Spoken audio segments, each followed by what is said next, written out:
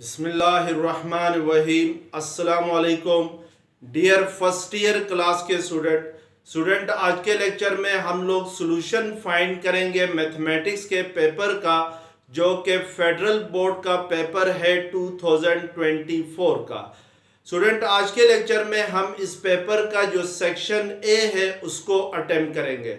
Section A जो है वो ऑब्जेक्टिव टाइप के क्वेश्चंस होते हैं, जिसमें टोटल 20 ऑब्जेक्टिव्स होते हैं, और जो ऑब्जेक्टिव होते हैं वो मल्टीपल चॉइसेस की फॉर्म में होते हैं, यानी हर ऑब्जेक्टिव के अगेंस्ट 4 ऑप्शंस गिवन होते हैं और आपने जो करेक्ट ऑप्शन है उसको चूज करना होता है।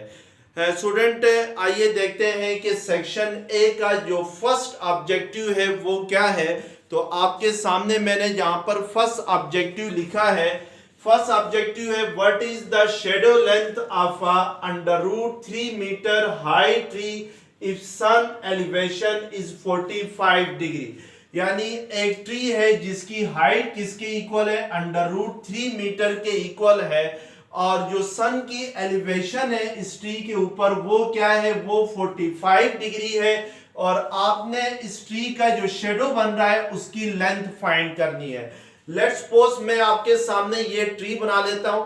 ये ट्री है और इस ट्री की जो हाइट है वो क्या है, √3 मीटर है, और जो सन की एलिवेशन है टू द ग्राउंड वो लेट्स सपोज किसके इक्वल है, वो जो गिवन है क्वेश्चन में वो 45 डिग्री है।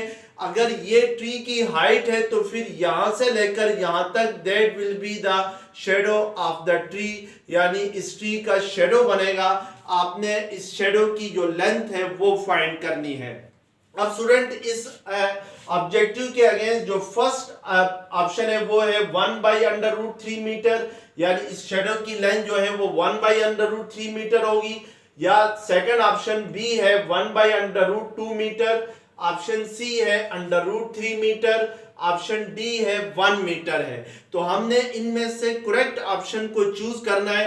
तो हम यहाँ पर हमारे पास ये जो ट्राइंगल बनी है ये राइट एंगल ट्राइंगल बनी है, और राइट एंगल ट्राइंगल के अंदर हमें पता है कि जो tan थीटा होता है वो किसके इक्वल होता है, वो परपेंडिकुलर डिवाइडेड बाय बेस के इक्वल होता है।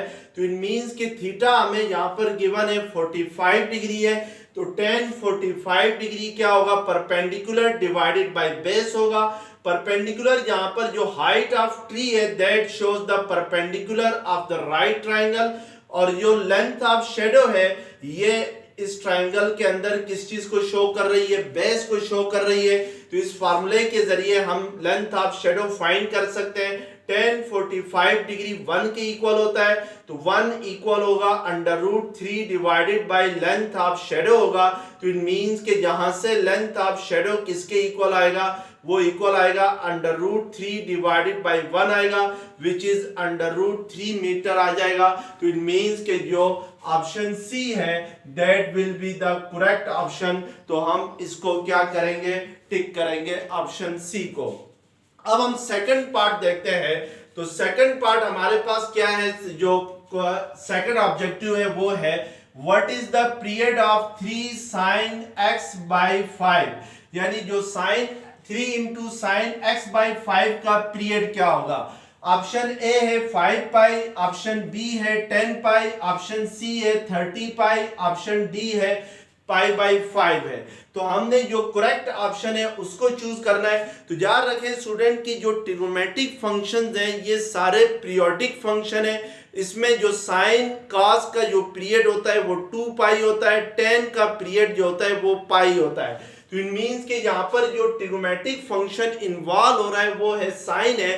तो इट मींस कि इसका पीरियड क्या होगा, 2 पाई होगा। तो हमने ये फाइंड करना है कि 3 × sin x/5 का पीरियड क्या होगा।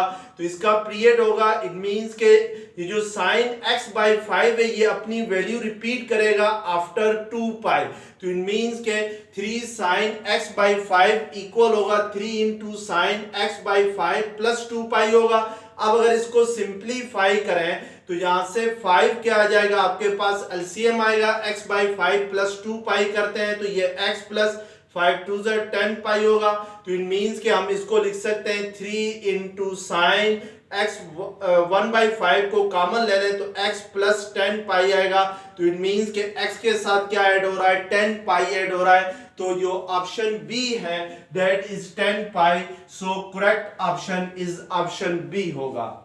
इसी तरीके से थर्ड ऑब्जेक्टिव है, which of the given option state the solution of sin x plus cos x is equal to 0। इसमें स्टूडेंट आपको एक ट्रिग्नोमेट्रिक इक्वेशन दी गई है और ट्रिग्नोमेट्रिक इक्वेशन क्या है, sin x plus cos x equal to 0 है। और इसके जो आपने ये बताना है कि इस ट्रिग्नोमेट्रिक इक्वेशन का सॉल्यूशन क्या होगा। पार्ट ए में हमारे पास है 3π/4 है, पार्ट बी हमारे पास है -π/6 है, पार्ट सी हमारे पास है -2π/3 है और पार्ट डी हमारे पास है π/4 है। तो हमने इनमें से जो करेक्ट ऑप्शन है उसको चूज करना है। तो पहले हम चेक करते हैं कि sin x plus cos x equal to 0 ये गिवन ट्रिग्नोमेट्रिक इक्वेशन है। तो इसको मैं लिख सकता हूं sin x plus cos x को sin x is equal to minus cos x लिख सकता हूं, plus cos x second side पे जाके माइनस cos x होगा। अब जो राइट हैंड साइड पे माइनस cos x है, इसको हम -1 इंटू cos x लिख सकते हैं, इससे कोई फर्क नहीं पड़ेगा। अब cos x -1 के साथ मल्टीप्लाई हो रहा है तो लेफ्ट हैंड साइड पे आके डिवाइड होगा और राइट हैंड साइड पे -1 रह जाएगा। तो साइन ओवर cos x किसके इक्वल होता है, 10x होता है। तो 10x इज इक्वल टू -1 आएगा। अब हम इसका रेफरेंस एंगल फाइंड करेंगे। तो रेफरेंस एंगल फाइंड करने के लिए आपने क्या करना होता है कि जो नेगेटिव साइन है 10x इज इक्वल टू -1 है, तो -1 के साथ जो नेगेटिव साइन है उसको इग्नोर करना है। तो 10 इनवर्स ऑफ 1 फाइंड करना है विच इज π/4 और 45 डिग्री होगा। अब हमने स्टूडेंट सॉल्यूशन फाइंड करना है। तो हमें पता है कि 10x की वैल्यू यहाँ पर क्या है, -1 है और हमें पता है कि जो 10 होता है वो -1 किस किस क्वाड्रेंट में होता है, वो -1 होता है सेकंड क्वाड्रेंट में और थर्ड क्वाड्रेंट में 10 माइनस होता है, नेगेटिव होता है। और फर्स्ट और सेकंड और फोर्थ क्वाड्रेंट में 10 नेगेटिव होता है, फर्स्ट और थर्ड क्वाड्रेंट में 10 क्या होता है, पॉजिटिव होता है। तो इट मींस कि जो सॉल्यूशन सेट है वो या तो सेकंड क्वाड्रेंट में होगा या फोर्थ क्वाड्रेंट में होगा। तो इसका मतलब है कि जो सॉल्यूशन है वो अगर लेट्स सपोज अगर सेकंड क्वाड्रेंट में हुआ तो फिर सॉल्यूशन कैसे फाइंड करते हैं, पाई माइनस रेफरेंस एंगल करते हैं। तो पाई हमारे पास एज इट इज आएगा, रेफरेंस एंगल हमारे पास क्या है, π/4 है। तो पाई माइनस π/4 करेंगे तो 4π माइनस पाई डिवाइडेड बाई 4 आ जाएगा विच इज 3π/4 आएगा।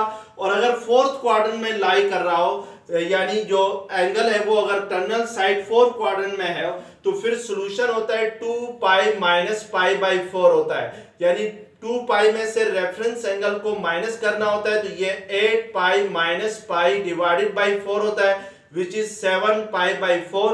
तो इसका मतलब है कि ये दोनों ऑप्शंस हो सकते हैं, 3π/4 भी हो सकता है, 7π/4 भी हो सकता है। तो हमारे पास जो ऑप्शन ए है दैट इज 3π/4।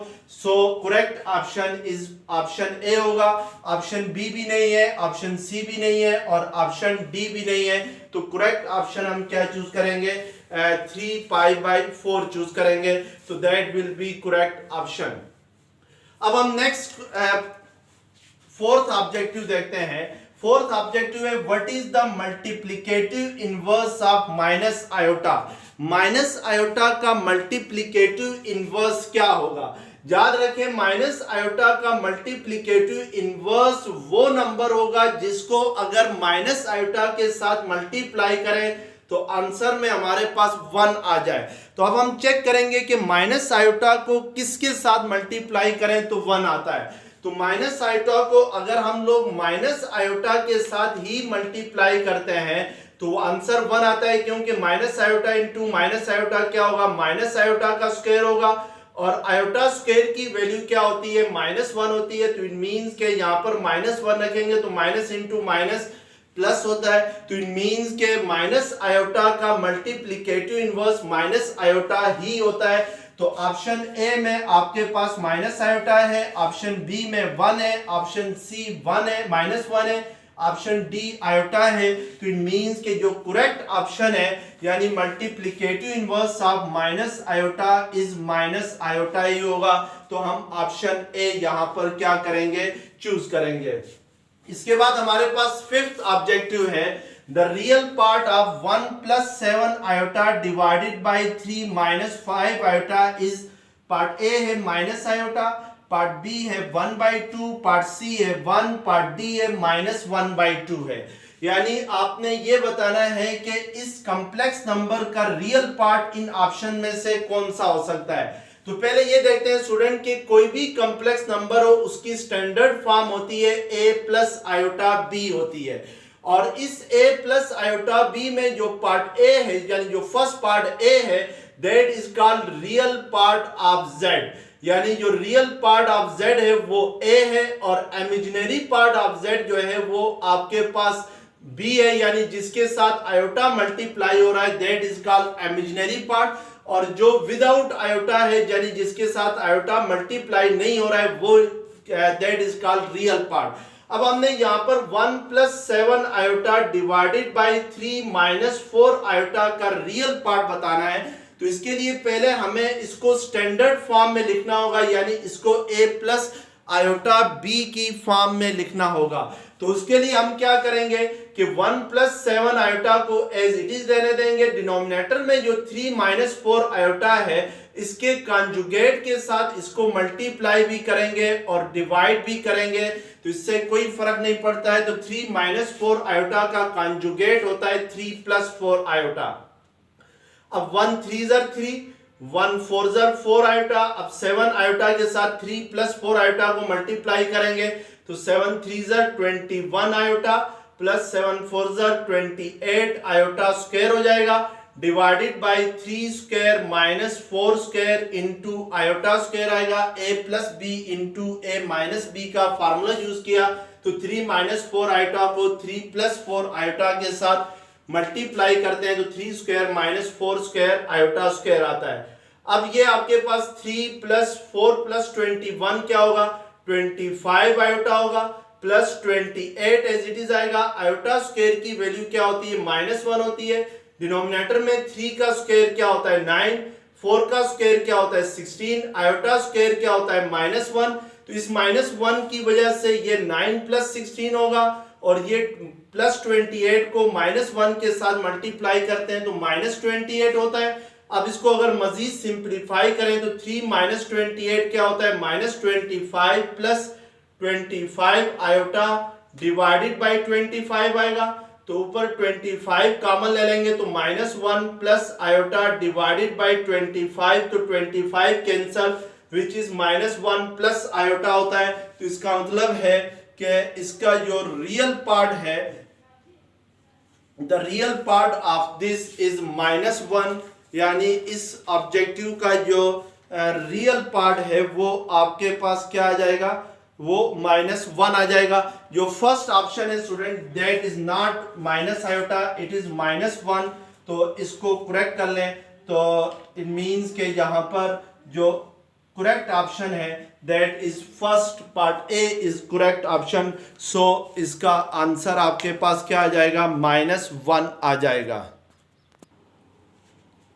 अब सिक्स्थ ऑब्जेक्टिव आपके सामने है, if A is a matrix of order 3/2, then order of the product A transpose into A is, part A है 2 × 3, B ऑप्शन है 3 × 2, ऑप्शन C है 3 × 3 और ऑप्शन D है 2 × 2। याद रखें स्टूडेंट, लेट्स सपोज मैं अगर दो मैट्रिक्स को मल्टीप्लाई करता हूं, एक मैट्रिक्स है फर्स्ट मैट्रिक्स A है और लेट्स सपोज A का ऑर्डर अगर m × n है और सेकंड मैट्रिक्स मेरे पास B है, लेट्स सपोज B का ऑर्डर जो है वो r × p हो, तो देन A × B का जो ऑर्डर होगा वो आपके पास यहां से जो फर्स्ट मैट्रिक्स A है उसकी रोज ली जाएंगी और जो सेकंड मैट्रिक्स B है उसके कॉलम्स लिए जाएंगे। तो A में रोज कितनी है, m है और B में कॉलम्स कितने हैं, p है। तो इट मींस कि जो A × B का ऑर्डर होगा वो m × p होगा। अब हमारे यहाँ पर एक मैट्रिक्स ए है जिसका ऑर्डर क्या है, मैट्रिक्स ए का ऑर्डर 3x2 है। अगर मैं ए का ट्रांसपोज फाइंड करूं तो ए ट्रांसपोज का जो ऑर्डर होगा वो 2x3 होगा, क्योंकि किसी भी मैट्रिक्स के अगर ट्रांसपोज फाइंड करते हैं तो ट्रांसपोज में हम रोज और कॉलम्स को इंटरचेंज करते हैं। तो इट मींस कि अगर ए में 3 रोज हैं तो बी में 3 कॉलम्स हो जाएंगे। अगर ए में 2 रोज हैं तो ए ट्रांसपोज में फिर 2 कॉलम्स हो जाएंगे। तो इट मींस कि हम लोग फिर ए ट्रांसपोज इनटू ए का ऑर्डर फाइंड करना चाहें तो ए ट्रांसपोज इनटू ए का ऑर्डर फाइंड करने के लिए हम ये देखेंगे कि ए ट्रांसपोज में रोज कितनी है, 2 रोज है, और ए की कॉलम्स कितने हैं, 2 कॉलम्स हैं। तो इट मींस कि इन दोनों का जो प्रोडक्ट होगा ए ट्रांसपोज इनटू ए का जो ऑर्डर होगा उसमें ए ट्रांसपोज की रोज लिए जाएंगे जो कि 2 है, और ए की क्या लिए जाएंगे, कॉलम्स लिए जाएंगे जो कि 2 है। तो इट मींस कि ए ट्रांसपोज इनटू ए का ऑर्डर होगा 2x2 होगा। तो correct option is 2x2 which is option D. तो that will be the correct option होगा। अब हम नेक्स्ट पार्ट देखते हैं। तो पार्ट 7 आपके सामने मैंने यहां पे लिखा है कि if matrix A is equal to iota 0 0 0 iota 0 और थर्ड रो है 0 0 आयोटा है, then which option is A cube, यानी इसमें से कौन सा ऑप्शन जो है वो ए क्यूब को रिप्रेजेंट करेगा। फर्स्ट ऑप्शन है A matrix A, second B option B है minus iota into matrix A, option C है आयोटा इनटू ए, और ऑप्शन डी जो है वो आपके पास है ए है, मैट्रिक्स ए है। तो इट मींस के पहले इसके लिए हम मैट्रिक्स ए का स्क्वायर, यानी हमने ये चेक करना है कि ए क्यूब किसके इक्वल होगी। तो उसके लिए हम देखेंगे कि ए स्क्वायर किसके इक्वल होगा। ए स्क्वायर मींस के मैट्रिक्स ए को मैट्रिक्स ए के साथ मल्टीप्लाई करना है। तो ये iota 0 0 0 iota 0 0 0 iota into iota 0 0 0 iota 0 0 0 iota will be the third row. अब इन दोनों का अगर प्रोडक्ट हम फाइंड करते हैं तो आयोटा इंटू आयोटा क्या होगा, आयोटा स्क्वायर होगा, आगे जितनी एंट्रीज है वो सारी 0 हो जाएंगी। सेकंड रो को अगर हम मल्टीप्लाई करते हैं फर्स्ट कॉलम के साथ तो ये आपके पास 0 आ जाएगा, और सेकंड कॉलम के साथ करते हैं तो आयोटा स्क्वायर आएगा, थर्ड कॉलम के साथ करते हैं तो सारा 0 होगा, ये 0 0 आयोटा स्क्वायर आएगा। और अब हमें पता है कि जो आयोटा स्क्वायर है उसकी वैल्यू क्या होती है, -1 होती है। तो इट मींस कि ये -1 0 0 -1 आयोटा स्क्वायर की जगह हम क्या पुट करेंगे -1, तो ये 0 0 -1 होगा। अब हम ए क्यूब फाइंड करेंगे तो ए क्यूब फाइंड करने के लिए हमें ए स्क्वायर को ए के साथ मल्टीप्लाई करना होगा। तो ए स्क्वायर हमारे पास -1 0 0 0 -1 0 0 0 -1 आ गई, और मैट्रिक्स ए है आपके पास आयोटा 0 0 आयोटा 0 0 0 आयोटा। अगर हम इनको मल्टीप्लाई करते हैं तो ये minus iota 0 0 0 minus iota 0 0 0 minus iota आएगा, जिसमें अगर हम लोग आयोटा -1 को कॉमन ले लें तो -1 को अगर कॉमन लेने से हमारे पास यहाँ पे क्या रह जाएगा, आयोटा रह जाएगा। ये 0 0 0 आयोटा 0 0 0 आयोटा रह जाएगा, विच इज -1 इंटू ए होगी। तो इट मीन्स के that will be the correct option होगा। इसमें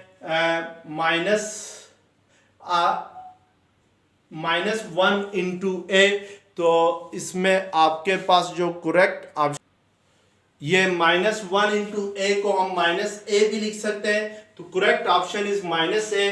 ये जो ऑप्शन डी है स्टूडेंट, इसमें नेगेटिव साइन मैंने नहीं लगाया, तो ये नेगेटिव साइन है। तो इट मींस कि जो ऑप्शन डी है that will be the correct option है। तो इस तरीके से हम इसको क्या करेंगे, सॉल्व करेंगे। अब नेक्स्ट पार्ट हमारे पास है part 8। What is the projection of vector A along vector B if vector a is equal to 3i plus j minus k and vector b is equal to I है। यानी आपने projection of vector a along b find करना है। Projection क्या होती है, let's suppose अगर मेरे पास दो वेक्टर्स हैं, मैं अगर इस वेक्टर को वेक्टर ए कहूं और इसको बी कहूं तो वेक्टर ए की projection along vector B find करने के लिए हम वेक्टर ए की टिप से वेक्टर बी के ऊपर परपेंडिकुलर ड्रा करेंगे।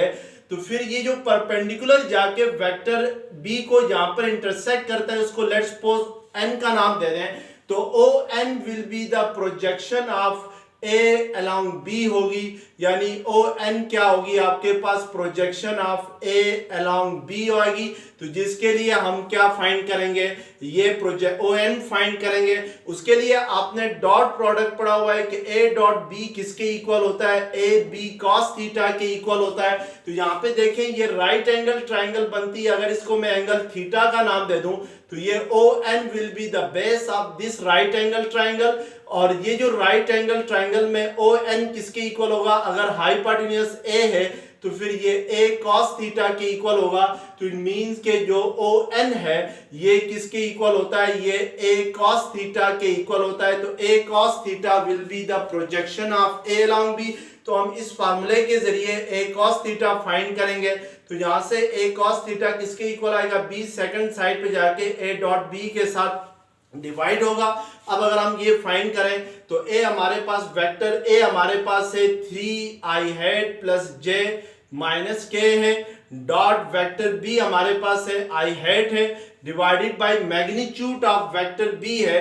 तो वेक्टर बी अगर i हैट है तो इसकी मैग्नीट्यूड फाइंड करेंगे तो ये अंडर रूट 1 आएगी विच इज 1। तो इसका मतलब है ये under root 1 will be the magnitude of vector B आएगी।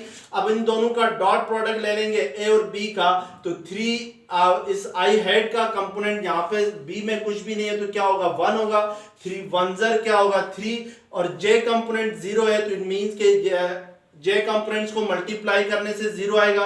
k कंपोनेंट भी वेक्टर b में 0 है तो इट मींस के ये भी 0 आएगा डिवाइडेड बाय अंडर रूट 1। तो that will be equal to 3 divided by under root 1 आएगा which is option B. A हमारे पास है 3 बाय अंडर रूट 11 आयोटा है, ऑप्शन बी है 3 बाय अंडर रूट 1 है, ऑप्शन सी है 3 बाय अंडर रूट 1 आयोटा है, ऑप्शन डी है 3 बाय अंडर रूट 11 है। तो इट मींस कि जो करेक्ट ऑप्शन है that is option B which is projection of A along B. तो ये आपके पास 3 बाय अंडर रूट 1 जो होगा ये करेक्ट ऑप्शन कहलाएगा। अब हम नेक्स्ट पार्ट देखते हैं। तो नेक्स्ट पार्ट हमारे पास पार्ट 9 है। For what value of alpha vectors 4i plus 16j plus alpha k and vector 2i plus 8j minus 4k are parallel to each other. यानी आपसे ये कह रहे हैं कि इस वेक्टर के अंदर जो अल्फा लिखा हुआ है इसकी जगह हम क्या वैल्यू रखें तो ये दोनों वेक्टर जो हैं एक दूसरे के पैरेलल होंगे। तो याद रखें कि कोई दो वेक्टर्स एक दूसरे के पैरेलल होते हैं अगर दोनों एक दूसरे के मल्टीपल्स में लिखे गए हों। लेट्स सपोज अगर वेक्टर ए और वेक्टर बी पैरेलल हूं तो फिर ए जो होगा वो बी का मल्टीपल होगा या बी जो होगा वो ए का क्या कहलाएगा मल्टीपल कहलाएगा। तो इट मींस के वेयर के इज एनी कांस्टेंट, अगर हम इस फॉर्म में दो वेक्टर्स को लिख सकते हो तो फिर दोनों वेक्टर्स पैरेलल होते हैं। तो लेट्स सपोज यहां पर मैं एक वेक्टर को इसको वेक्टर ए का नाम देता हूं, इसको वेक्टर बी का नाम देता हूं। तो इट मींस के अगर ये जो के है कांस्टेंट, क्योंकि यहां भी के इन्वॉल्व हो रहा है तो इसको हम किसी और नंबर सी से लेट्स सपोज कांस्टेंट को रिप्रेजेंट करते हैं। तो मैं अगर वेक्टर ए लिखूं तो वेक्टर ए मेरे पास क्या है 4i plus 16j plus alpha के है equal to C as it is आएगा। वेक्टर बी क्या है 2i plus 8j minus 4k है। तो ये कंडीशन पूरी होनी चाहिए अगर ये एक दूसरे के पैरेलल है। तो इट मींस के 4i plus 16j plus alpha के इज इक्वल टू सी को अंदर मल्टीप्लाई करें 2ci head 8cj head minus 4c के हेड आ जाएगा। हमने अल्फा की वैल्यू फाइंड करनी है तो अल्फा की वैल्यू फाइंड करने से पहले हम इस सी की वैल्यू फाइंड करेंगे। तो हम यहाँ पर i कंपोनेंट्स को इक्वेट करें तो यहाँ पर लेफ्ट हैंड साइड पे i का कंपोनेंट 4 है और राइट हैंड साइड पे 2c है, तो इट मींस के 4 इज इक्वल टू 2c आएगा। तो यहां से c किसके इक्वल आएगा, c इक्वल आएगा 2 के इक्वल आएगा। अब हम अगर k कंपोनेंट्स को इक्वेट करें तो लेफ्ट हैंड साइड पे k कंपोनेंट अल्फा है, राइट हैंड साइड पे -4ck है, तो इट मींस के अल्फा किसके इक्वल आएगा, 4c की वैल्यू 2 आ गई है, k नहीं लिखना है सॉरी। तो जो k कंपोनेंट है उसका कोफिशिएंट -4c है, तो अल्फा इज इक्वल टू आएगा -8k। तो जो ऑप्शन ए है वो आपके पास 2 है, ऑप्शन बी जो है वो 34 है, ऑप्शन सी 92 है, ऑप्शन डी -8 है। तो इट मींस के option D will be the correct option होगा।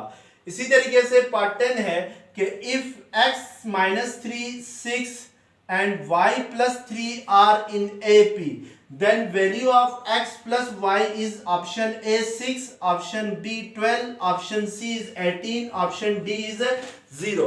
यहाँ पे स्टूडेंट उसने 3 नंबर दिए हुए हैं और कह रहा है कि ये तीनों नंबर जो हैं ये AP में है, यानी अरिथमेटिक प्रोग्रेशंस में है। यानी फर्स्ट नंबर हमारे पास x -3 है, सेकंड नंबर 6 है और थर्ड नंबर हमारे पास y + 3 है।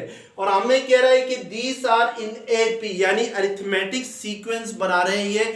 और कोई भी सीक्वेंस अरिथमेटिक सीक्वेंस होती है अगर उसमें जो कंसेक्यूटिव टर्म्स हैं उनमें जो डिफरेंस है वो सेम हो। इसका मतलब है कि अगर मैं x जो फर्स्ट टर्म है वो मेरे पास a1 है, लेट्स सपोज x -3 को मैं a1 कहता हूं, 6 को मैं a2 कहता हूं, और जो थर्ड टर्म y + 3 है तो इसको हम a3 कहेंगे। As this is in AP, यानी ये AP में है तो फिर इसका मतलब है a2 - a1 करें तो ये किसके इक्वल आना चाहिए, a3 - a2 के इक्वल आना चाहिए।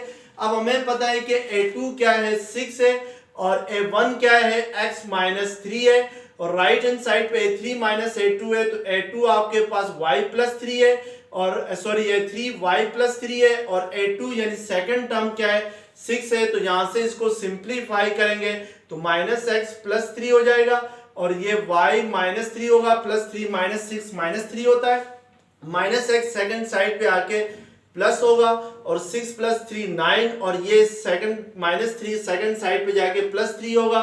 तो इट मींस के x + y क्या आ जाएगा, 12 आ जाएगा। तो आपको नजर आ रहा है कि जो ऑप्शन बी है that is 12। So correct option is 12, जो सही ऑप्शन है वो क्या है, 12 है। तो इस तरीके से हम लोग इसको अटेम्प्ट करेंगे।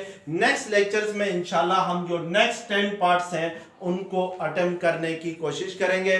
तब तक के लिए अल्लाह हाफिज। आपसे गुजारिश की जाती है कि मेरे चैनल को सब्सक्राइब करें, बेल आइकन को क्लिक करें, वीडियो को लाइक करें, शेयर करें, कमेंट्स करें। Thank you very much. अल्लाह हाफिज़।